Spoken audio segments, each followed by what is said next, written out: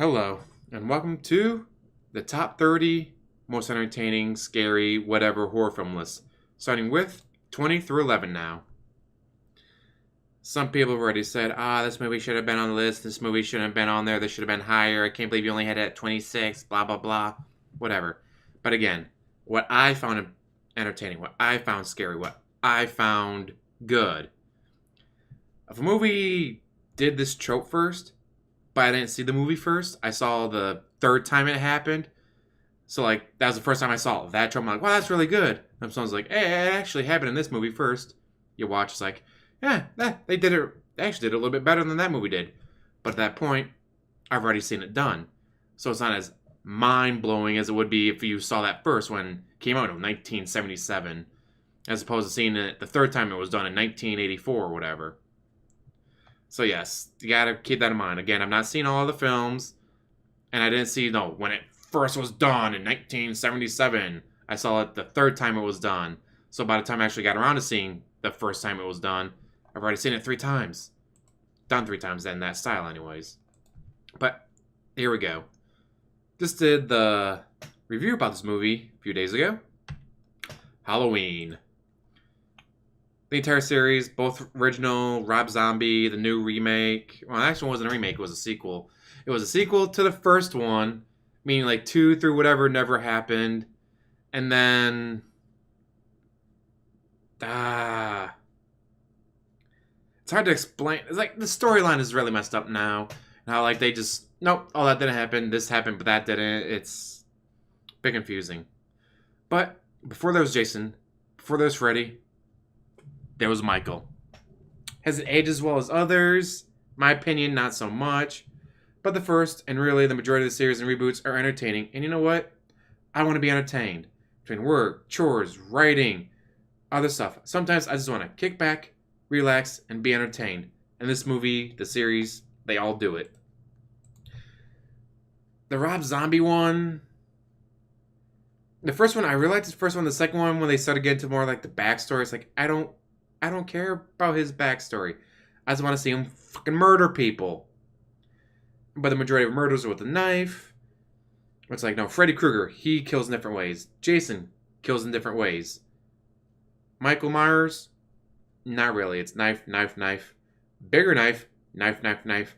Smaller knife, knife, knife. And he does some like head against stuff, or he grabbed a hammer for one kill, but it's majority of the kills are the same. Well, no, this one he did it like that, and this one he did it like that. This one he went, whoop. But it's still knife, knife, knife, knife. Another reason why I found like Friday the 13th or Freddy Krueger movies more entertaining, because it's like, oh, how's he gonna kill this one? How's he gonna kill it? Oh, that's fucked up. Next, Hostel Part 2. Part 1 is very, very good. This one I thought was better. Seeing the action from both sides, and man, what an ending. But only watch the first 2. Everything after that was pure garbage. It's like, all right, this company did 1, they did 2, then some third company did like 3, 4, just don't watch 3, just don't watch anything after 2. Garbage. Next, The Sixth Sense. Sixth Sense, and in general, the majority of his films by M. Night Shyamalan. Split was fucking amazing. We got Unbreakable. We got Glass coming out. I can't wait for Glass. So excited for that. But yes, M. Night Shyamalan has become a bit of a meme with his twists, but this was the first. And again, some of the futures suck. Fucking Lady in the Water, whatever it was called. The Village wasn't that great. But others are great, like Split. I love Split. Unbreakable is a great movie. And sometimes, like, the movie needs the twist. Split didn't really need that twist of, oh, hey, it takes place in the same universe as Unbreakable. That was a great twist. Don't get me wrong, that was awesome to see. But if it had ended where it ended, it would have been a good horror film. But Sixth Sense was the first of this M. Night Shyamalan stuff. And without this being as popular as it was, he may not have gotten other movies. He may have not gotten other chances. Like, right, he This movie was great. We'll let you do Unbreakable. Oh, that was great too. We're gonna let you do The Village, and that kind of not very good. Well, we're gonna let you do this, and that was okay. We're gonna let you do this one. That was actually pretty good. We'll let you do this, and that one sucks. But Sixth Sense and Unbreakable were really good, so we'll give it another chance. Holy shit, Split was amazing. You know what? We're gonna give you another chance. All right, you're gonna come out with Glass. All right, all right, all right. If Sixth Sense sucked, probably never would have happened. We never would have gotten Unbreakable. We never would have gotten Split. We wouldn't be getting Glass. So, thank you, Sixth Sense, for being as good as you were, as entertaining as you were. Don't Breathe. It's a pretty new one out of this, because a lot of these are older, but man, does it keep you on the edge of your seat and scare you while being entertaining. My only issue is I kept rooting for the blind guy. These assholes bring it to his house to rob him, yet somehow he's supposed to be the bad guy. Alright, there was a minor reason for why he was a bad guy, but now I can say what it is. Go and see this movie. 3 a-holes bring it to his house. It's a blind man, but he has a bunch of money from when his daughter was killed in a accident, whatever. He sued the family responsible for it, won. So he has a shit ton of money in his house. So these assholes bring it to his house. And then, yeah, let the games begin.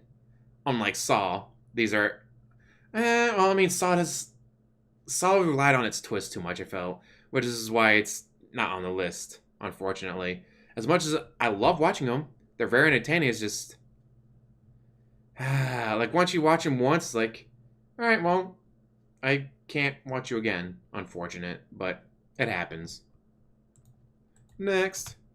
Dawn of the Dead, the remake. All the Dead movies are okay. Some of them are done for less than $1 million.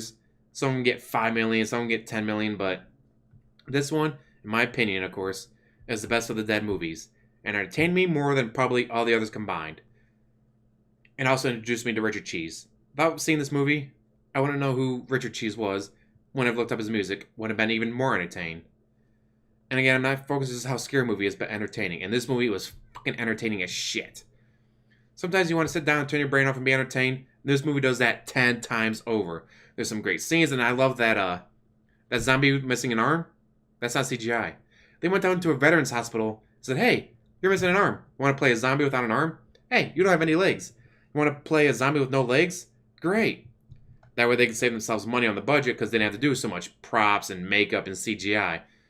I just love that they went down to a veterans hospital and went, all right, you're fucked up. You're going to be a zombie. You're fucked up too. You're going to be a zombie.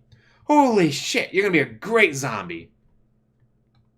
Just goes to show that if you want to get a job in Hollywood, you can do it. May not be leading actor, but you can get in a movie or two. Like, they're going to be able to say, no, 20 years from now, hey man, I was an actor in a movie. No, you weren't. Bring up the IMDb. Bam! Ha ha ha, zombie without an arm. Fuck you. Buy me a shot. Next, Misery. Stephen King, obviously, is a master of horror.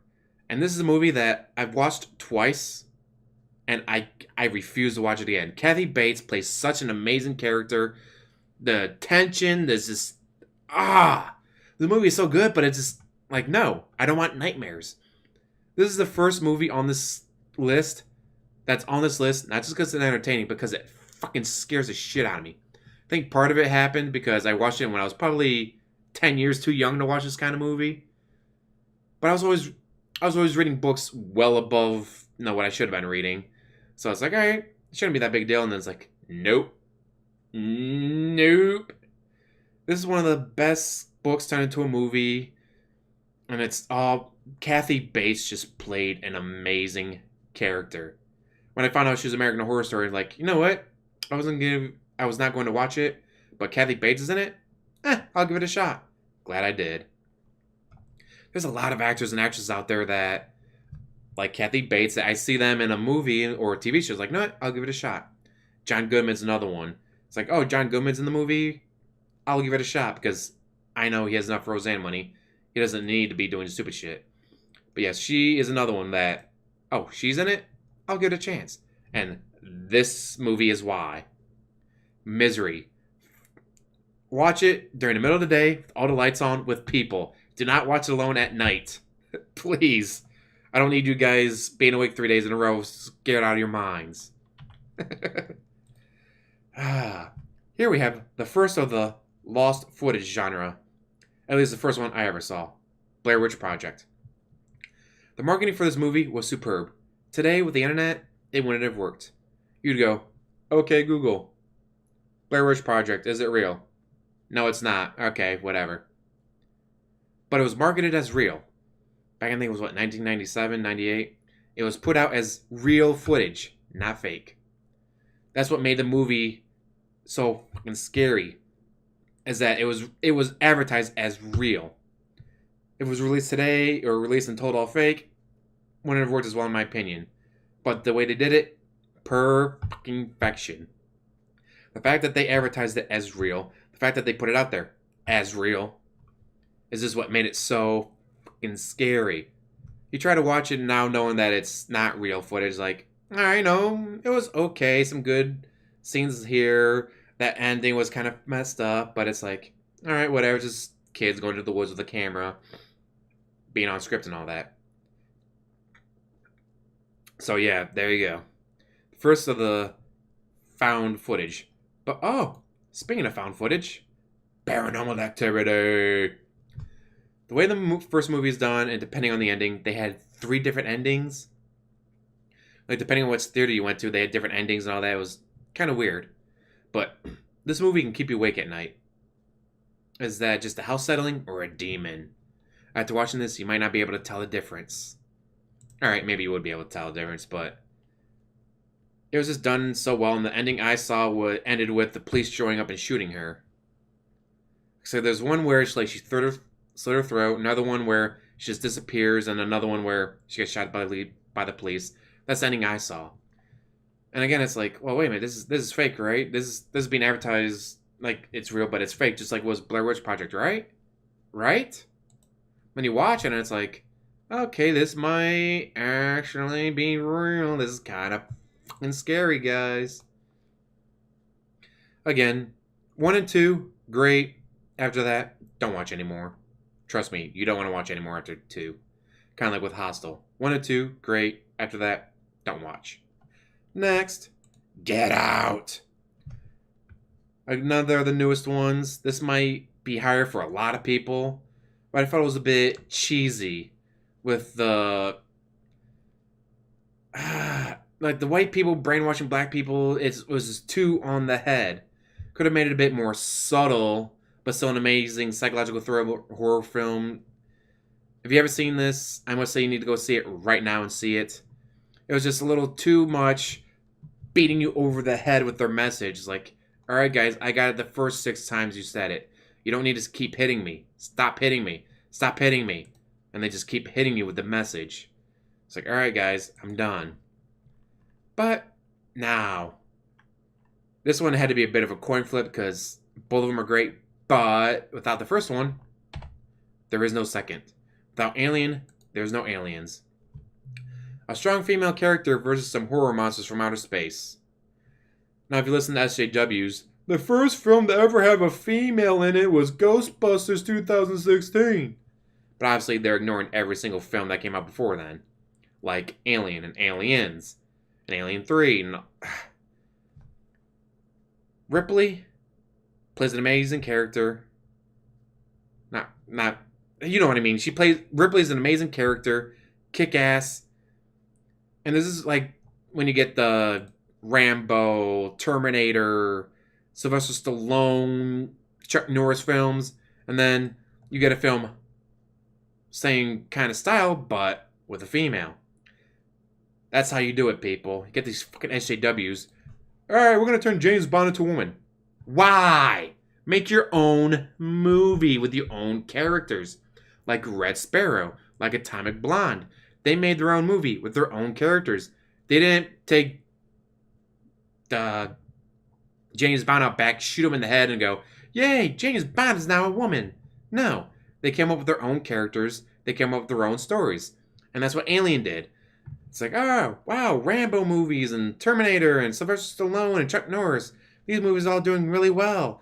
With these, big guns, action, explosions. So we'll do that too, but with a female. They didn't know, oh no, the Terminator got sent back in time, but this time it's going to be Arnold Schwarzenegger with tits. It's like, no. They made their own fucking movie. Alien came out before Terminator, but that's besides the point. It's just the fact that they made a strong female character without having to do the SJW thing of taking an established character out back and shooting them in the head and going, all right, that character is now a woman. No. They made their own movie, a great movie, and Space No One Can Hear You Scream, as we all know. It's just, goddamn, this is a good film. Anyways, what do you guys think? Should some of these films be higher, some of them lower, some not even be on the list at all? Let me know, because as always, like, subscribe, comment down below, and have a wonderful day.